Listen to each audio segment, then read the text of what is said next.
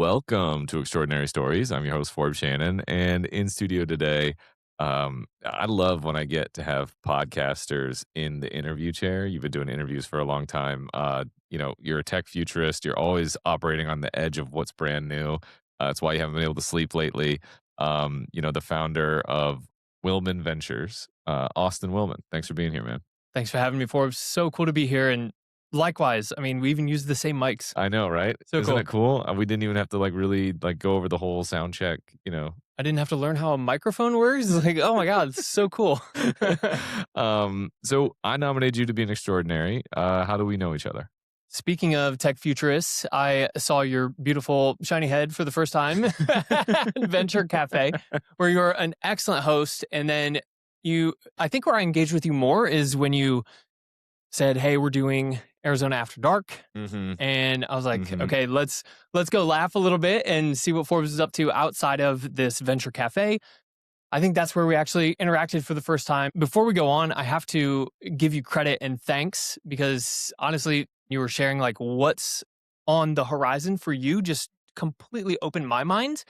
And I feel like I can play big, but Okay. at the same time, just having that one conversation with you was like, oh my God, I'm holding myself back. So Mm. thank you. Well, I appreciate that, man. It's always fun to work with people who are, constantly evolving in their own individual brand. And that was really what our discussion was about. Hmm. It was like me asking you these questions of okay, but what is that going to do for you and your brand in the future? Hmm. And, as a guy who's, you're always just kind of picking up the next thing and figuring it out and having fun in the work that you do, Mm. I'm curious how you've noticed your brand has ebbed and flowed throughout your career. Yeah, it's a good question. I I've I was stuck like probably well, gosh, it's 2026 already. Yeah. Yeah, probably more like almost a decade ago. I was really stuck, and I felt like I had to define myself and draw a box around what my expertise was, Mm, who my niche was, who I served the most, yeah. what title I had. So this all just got completely blown out of the water when I had an ayahuasca experience Wow. last year Okay. for my birthday. My fiance gifted me ayahuasca, which if you don't know what that is, check it out. It's like I don't recommend it to everybody, Uh-huh. but I just realized that this seeking of trying to find out and define myself, who I am, what do I do, that is not the point. I was asking the wrong question. I was asking, who am I, looking for a box. But what I found after coming out of that experience is if I look back over my life, over the many different jobs and roles and ventures and projects that I've worked on, the time where I feel the most myself is it's a when.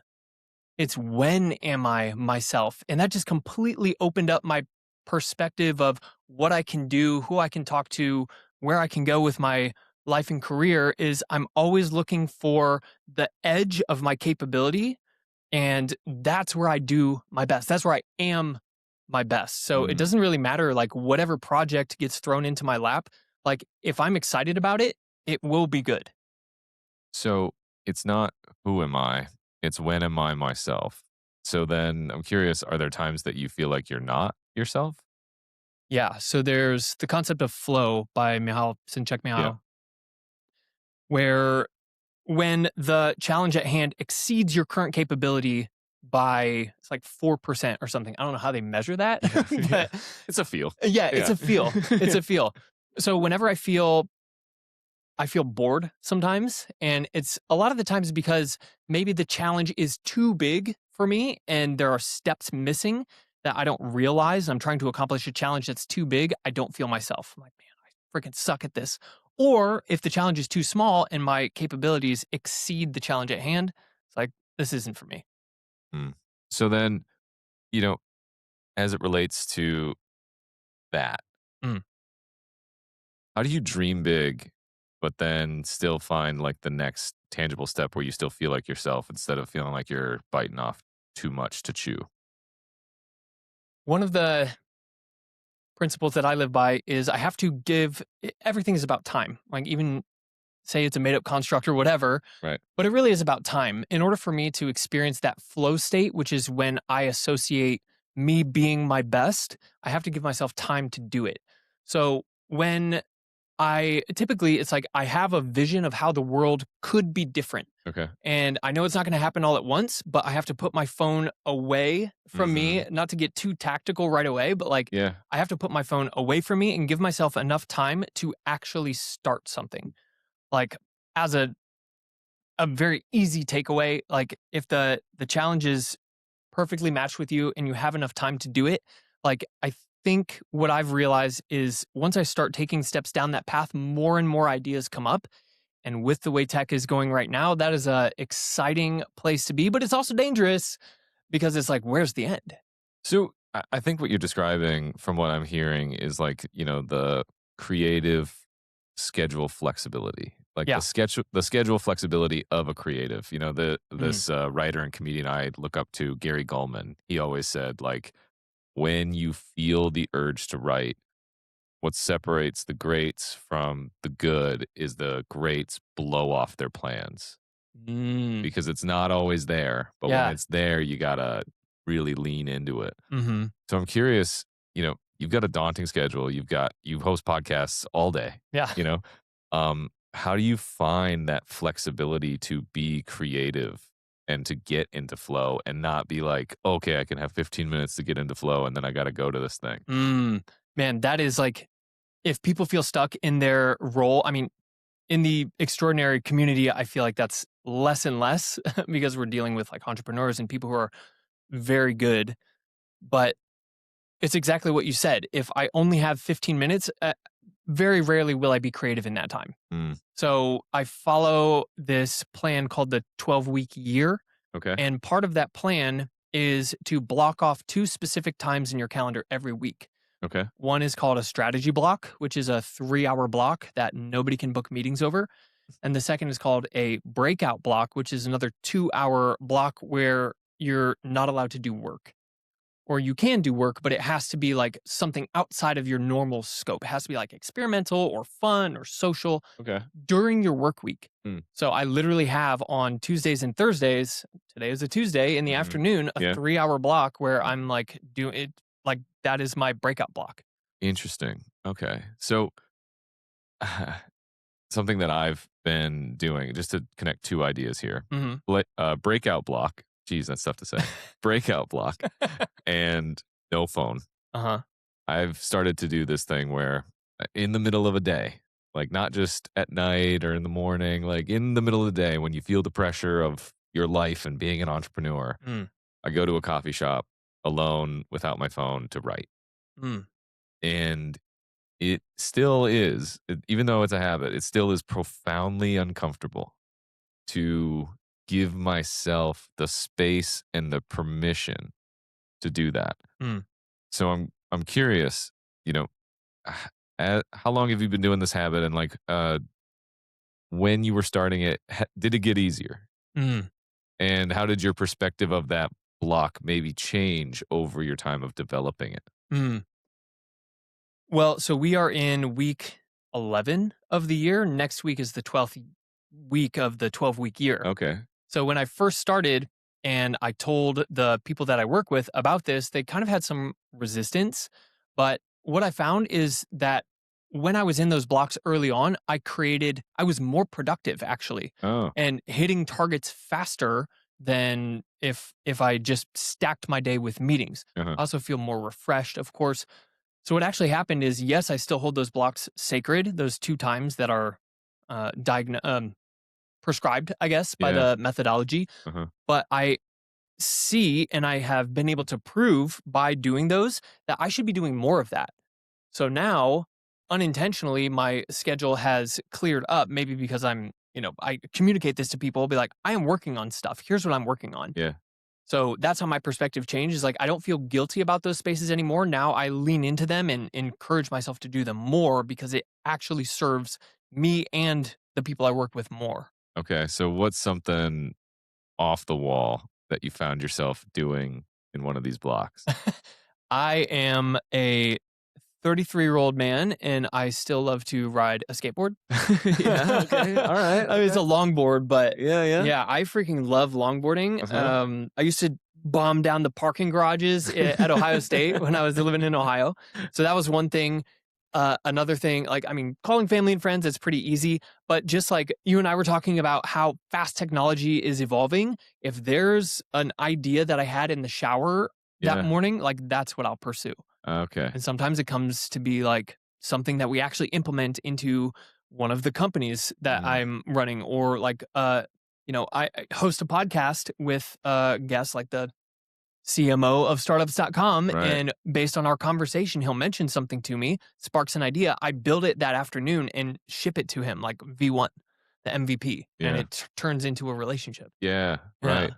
Um, so the relationship building, what role does giving like that you just outlined, what role does that have in your relationship building? I worked at this company called Mind Valley, Okay, and it's like a personal development meditation online course company based in Kuala Lumpur, Malaysia. Global employee base. There were over 50 countries represented when I worked there okay. in a 250 person company. And I was talking to this guy who was in the UK. We were having a conversation, and I was like, oh, forgot what I was going to say. And I stopped, and he's like, bro, let it go. Wherever that thought came from is infinite. And there's way more thoughts, way better thoughts that are trying to come through. And you're grabbing for the smallest one in this little conversation. Let it Yeah. go. So when it comes to giving, that's how I think of things, is like, I need to give things away faster so I can make room for more things to come in. Ah, Yeah. okay. And like with the tech that we have now, the quicker I can get something out, at least to an MVP, and give it to someone so I can get feedback, that's how I can rapidly test prototypes and see which ideas are good ones, because they Yeah, all seem good to me, right. right? So what does your home look like? Like physically, it's very clean, actually. It is. Yeah, you think it'd be a crazy mess, but I find like I'm very No, I organized. was visualizing a minimalist, like, Oh, you're yeah. constantly getting rid of stuff. Yeah. That's why Oh, I asked yeah, that yeah. question. Yeah, yeah. The only thing I collect is books, like you. I mean, I have a ton of books, but everything else is like very, yeah, it is. It's plain. I don't hold on to a lot of physical things because my fiance and I value experiences a lot more. Yeah, Yeah. for sure. Yeah. This is a Um, funny question. yeah, no, I'm here to ask the tough questions, you know? I am the one who will talk to her, and like, if I propose that we get rid of something more than once and she says no and it's still like unused, I would just throw it away silently. Oh, wow. I hope she doesn't listen to this. Well, I mean, Sorry, Bia. but at the same time, you didn't know it was gone, right? 100%. That's the Yeah. point. Yeah. Mhm. Yeah. Yeah, yeah. I have such few possessions that, like, it would, unless it was one of the things that, like, I regularly use, Hmm. it would take a while for me to figure out I was robbed, you know? Yeah. Yeah. Right? When I was in college, me and all my roommates, we got robbed, and, Oh. they took all of our cars. What? Yeah, it was the key bowl was such a good idea in theory, and that was just, Oh, um, no way. yeah, Oh, my. and the weird thing was, my first thought was, did I really need a car? Yeah. How am I going to adapt without Yeah, this? Yeah. and then I just didn't have one for a long time. I was like, That's the hilarious. universe decided I didn't need one, Yeah. Yeah. You know what? I feel like I resonate with that. It's like, and this is where I find it's hard, especially for my past self and new entrepreneurs, is instead of going for what they want, they justify why they have what they have now. What do you mean by that? Like, instead of saying, I don't like my current environment, I'm going to try something uncomfortable and different to try and achieve a new one. I just look around and say, well, it's this way and it's okay It'll because do. it'll do. Mm, Yeah, because X, Y, and Z. I'm not this, I'm not that. I'm to this, I'm to that. mm. So whatever that goes back to is like the thief of all progress and joy is justification. Wow, great. Um, Love that. The yeah. thief of all progress and joy is justification. Oh yeah. That's sorry, that was really good, dude. That sounds like an essay title. Uh-huh. So, why do you think people justify when it comes to the hard things? Like, it's I mean, you're a marathon runner, Mm, right? Like, everyone, it seems like on the 1st of January is like, "I'm running a marathon," mm. you know? Yeah. If we're, like you said, in the 12th week of the year, Yeah. or going to be.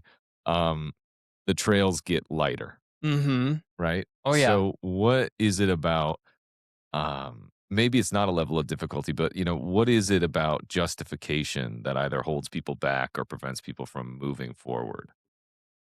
It all goes back to belief of when I am my best, There you go. and do I believe my best is truly me? And I think if you haven't really had that experience, it's hard to say, it's hard to realize your capability. Mm, But when you have had that experience of being fully in flow and being like, "Wow, I'm way more capable than what I ever thought," you realize how maybe difficult it was to get to that point. You have to put your phone down. yeah, It yeah, sucks yeah, for for a sure, little while, yeah. It's right? uncomfortable. Yeah. Yeah, yeah, But in order to get to that place, right, you have to do the hard things, but it's just like working out or anything else.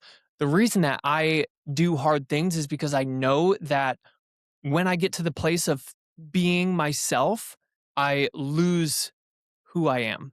That's like one of the defining features of flow is a loss of identity, a loss of time, the interaction, like the activity and the awareness of what's going on just merge. yeah. And so I know that if I'm not, I don't think doing hard things, I'm like, am I going to be myself today? Like, how am I going to be myself today? And oftentimes that is the path that sucks at first, but it's ultimately like, I seriously, dude, there are times where I pull the covers off in the morning and then I pull them back on and it's 12 hours later. Wow. I'm like, what? How, Yeah. like, just where I'm just in flow all day. So tell me about a time that you surprised yourself. Last night, Okay. uh, Alright. to be honest, Yeah. I was, we were in a business development meeting basically, and we were talking about new strategies for outreach. We have a big team that does LinkedIn outreach and cold email outreach, and we have a team that does cold calling. And someone said we need to do account based marketing. Essentially, we need to map relationships of high value companies that we want to go after. And then we want to start relationships with multiple different people and then work our way up to the decision makers, create a buying council, and figure out how we can do that. And I thought to myself, I'm not gonna fucking do that. Yeah. I'm just not. So I surprised myself by starting at 6 p.m. last night and ending at 2 a.m. with a 45-minute break for dinner. And to hug my fiance, I built an entire automated ABM like machine that prospects for companies, finds the relationships on LinkedIn, imports them, enriches the data, maps the relationship, has a multi-threaded inbox for email, LinkedIn, and text all in one place with multiple people that you can see under the company card. It's like I just popped it out of nowhere because I was like, I know I can do this. I know what my capabilities are, and it's actually serving a need that someone already expressed. I already know it's validated. So Mm. just like putting the pieces together and just freaking going for So how long have you been the "I'm not doing that" it. guy? I have two younger sisters, and the middle one is very go with the flow. Uh-huh. And the youngest one runs her own photography and media company in Ohio, and we are very similar. Okay. And she is the type of person who will tell you how it is. Mm. And she's like, Austin, I love you so much, but I also freaking hate you because you're so opinionated. Like, if you don't want to do something, not only will you not do it, but you'll let everybody know you're not doing Okay. For it. sure. So I Yeah. feel like it's been like that for a while. But if you listen to, what's his name, Rick Rubin, Yeah. when he's asked like, what skills do you actually have? He's like, my ability, I have taste and the ability to express my Yep. taste. Right. It's like, well, now if everybody has the skills covered, what is left is the taste and the ability to express taste. So I'm hanging on to that skill. Yeah. Which is like, this is what I don't like. This is what I do like. And this is what I think I could like, but I need to try. That's where it's at. How open-minded are you when it comes to trying new things? Very. Yeah? Oh yeah. Oh yeah. obviously I use heuristics and past experience to gauge whether or not I will likely enjoy something. And I have a pretty good understanding of what I like. I'm the type of person that if I like a certain type of food, I will eat it every day. Yeah. Well, I asked that because you seem like not only is your net wide, but you go so deep on Mm. the things that you're really, really passionate Oh about. yeah. So the reason I asked that question is I'm curious, like, what the balance is, right? If we're going back to these blocks that you have, how much of it is spent in something that you are comfortable in terms of like a skill set or a mindset, and how much of it is new and experimental. Like I'm curious what the balance is. Mm. Yeah. So this, if you can't tell through our Mhm. conversation, this flow concept is the anchor of my life. It's the anchor to all my decisions. And if I feel like something can create flow for me, that's the drug that I'm going to chase. That's the high I'm going to go after. Yeah. And if I have different vehicles or mechanisms that I think are going to get me there, can be physical, can be psychological or mental or spiritual or whatever, like I'm at least going to try, and with the amount of media that's available now, I see the obsession of other people too. And another ayahuasca, I guess, awakening vision that I had is I am infinite and insignificant simultaneously. So it doesn't matter what I go after because it's insignificant in the grand scheme of things. However, if I do go after something, I know that I can feel that sense of timelessness, which to me is infinity. So it doesn't matter, but whatever I pick to do, I know I can go infinitely down, Yeah. right? So I'm curious, what's something, or tell me about a time where you found flow in an unexpected place. Mm. Most recently, it has been with actually coding, Okay. I suppose. Okay. I am Did you very view yourself as a coder before no, or no? no. I Okay. mean, I've built websites and, Yeah. other kinds of workflows, but actually like getting into uh the code again, we're in the vibe code era. Nobody writes code anymore unless they're like unless that they don't want to let go of that. Uh-huh. But like actually developing applications and like technology that does different things like um it's not that I'm creating anything exceptionally crazy. Like everything exists in pieces, but yeah, to answer the question succinctly is I think coding is where I've surprised myself recently. Like, oh man, I can find flow in this. Also running. I Yeah. never saw myself as a runner, but when I started training for the marathon, Mm, it's like, hmm, actually this is not so bad. The thing that holds everyone back is the holding on itself. mm, It's not the physical limitation or the intellectual limitation or the network limitation. It's holding on to the thought that I don't have those things or I can't get those things. mhm. So, as a guy who deals in time the way that you do, Yeah. um, how do you, like, in the moment, like, time travel to the when you are limitless when you feel like you have a limitation on? Mm. You know, art is typically bound by a frame. So if I have limitations, I used to be that way where I was like, man, this sucks, justifying why I can't accomplish what I want. But now the thought process is, okay, here are the limitations that I have. How can I create something that everybody else is avoiding because of that limitation and actually as a use it as a positive, yeah, attribute of what I'm doing. Time is a great limiter. If I have all day, I will specifically tell my fiance that we're going to do something at this specific time because if I Yeah. can crunch the time, dude, that's a great motivator, a great limiter. So I think using that, and I just had this conversation with it was a podcast last week where we were talking about it exactly that. Like how can we look around in our life and say we do have limited resources, but so does everybody else.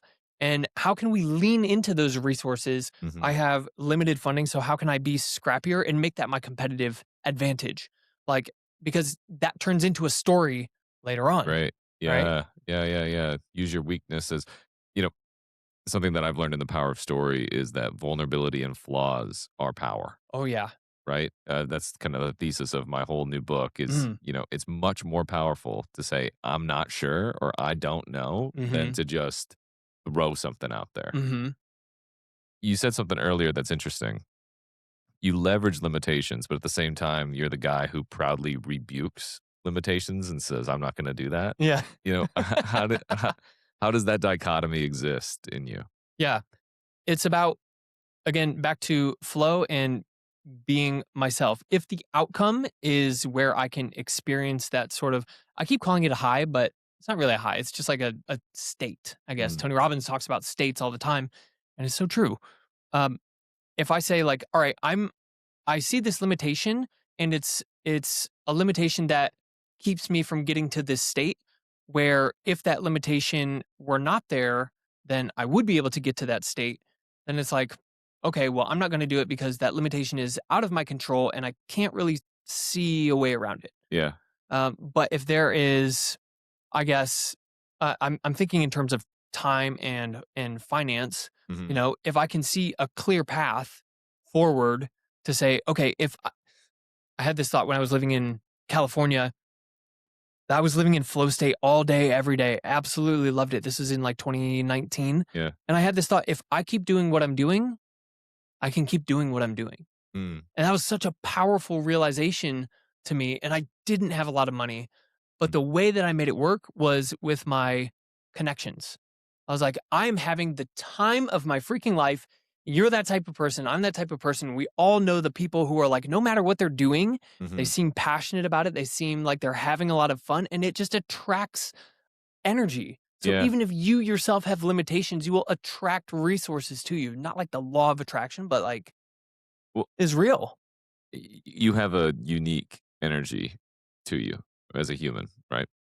It's the bun. And it's the one.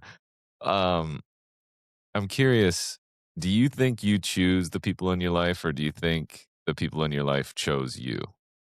Mm, good question. A little of both, Okay. in the sense that if there are people that I am not choosing, I consciously choose not to include them anymore. I think Anymore. that's yeah.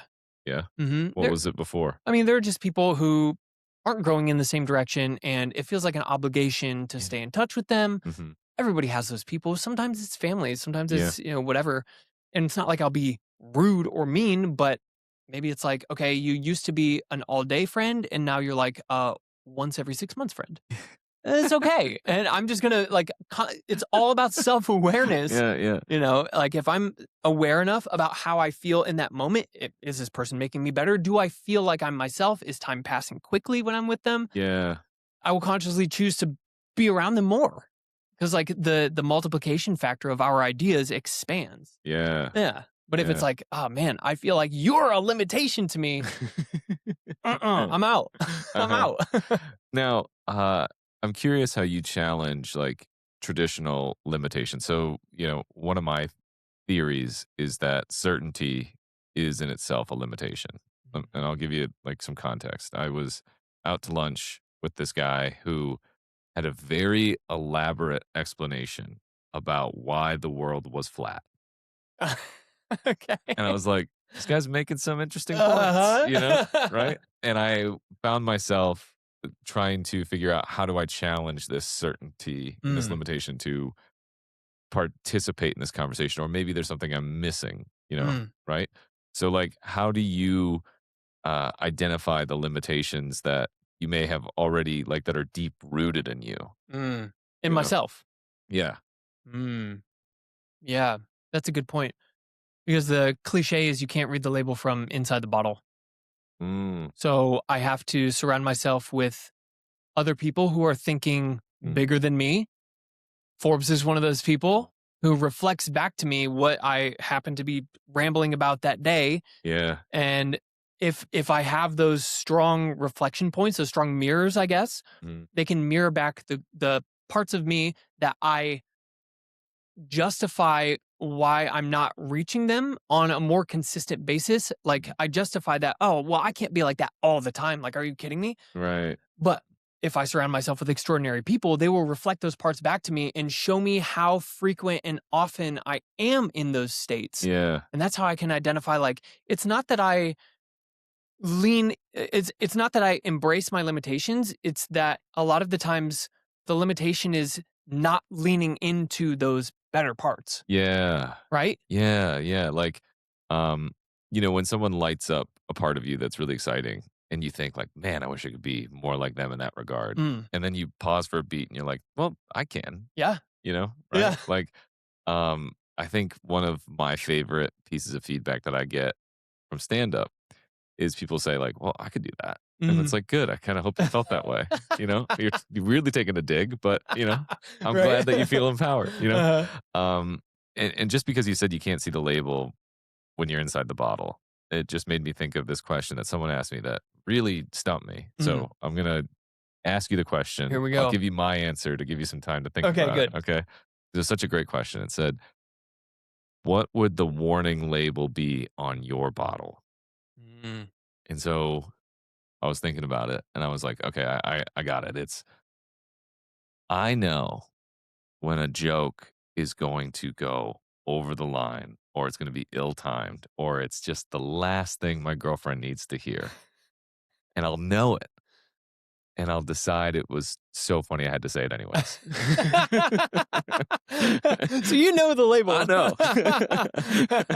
That's hilarious. Yeah. Yeah. But you know what? That opens up new conversations, Yeah. good or bad. And then it's just like, I know it's me, Yeah. what are you going to do? Right. Yeah, yeah. you know? And getting around the right people who give you that feedback, you're like, "Oh yeah, I am pretty cool. Like I Yeah. am funny." Right. Yeah. And that's one of the reasons why is because of that warning label. You know what? This is a great concept, dude. Mm, Is like embracing that sort of warning label because just like anything else, I mean, electricity concentrated in a unreliable environment like lightning can be destructive. yeah. Start forest fires, whatever. But we have a bunch of technology or like Yeah. electricity right here. It has to be harnessed and directed in the right way. Same thing with fire, right? Mhm. I would say that the warning label on my bottle is something similar to that, which is like careful where you point this thing. Like, it can be dangerous if pointed at the wrong thing. Yeah. Yeah. That's good, dude. I like that a lot. That's a Um, great question. yeah, well, that puts my answer to shame, so now I gotta come up with a new answer for that. Um, I ask this question to everybody that comes on Extraordinary Stories. If there was one piece of advice you could give our listeners that they could do today to Mm. live more extraordinarily, what would it be? Shorten all your meetings by 10 minutes. You gotta meet Aaron. I'm serious. I'm serious. Try to get done what would normally take you an hour in 50 minutes. Mm, Like, if that's the one thing you can try today, like, mhm, make it visible, have a clear goal, have a limitation, mm, and put your phone away. mhm, Like, and put your phone away. that's it, Yeah. right? Like, if Mhm, you're trying to be more productive and have more fun, like, understand the tools that you have and just, like, yeah, give mm, yourself a limitation because that's, like I didn't expect the conversation to go that direction, and we stayed on that topic for a minute, but I'm kinda glad that we did. yeah. Yeah.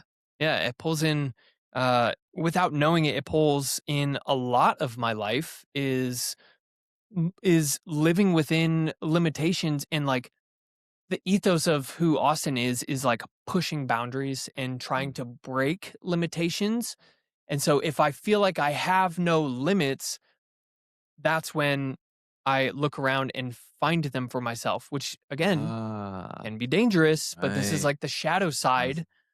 But, like, if I look around and I find those limits, then I have a meaning. Like, "Oh, now I have a mm, challenge, now I can yeah, sink my teeth into it." So for those who are feeling like bored, it's probably not because the challenge is below you. It's probably because the challenge is too big and you need to like shrink it down and make it harder. yeah, Yeah. yeah, pressure cook it, yeah. Yeah. Pressure cook it. I think I got that analogy wrong, but yeah. No, Yeah. you're You get right. what I mean. You got You it, get what I yeah. mean. You can read more about Austin Willman at joinextraordinary.com. That's JoinExtraordinary.com and at Join Extraordinary on all of our socials. I'm Forbes Shannon. I'm Austin Willman. We'll see you next time. Cheers.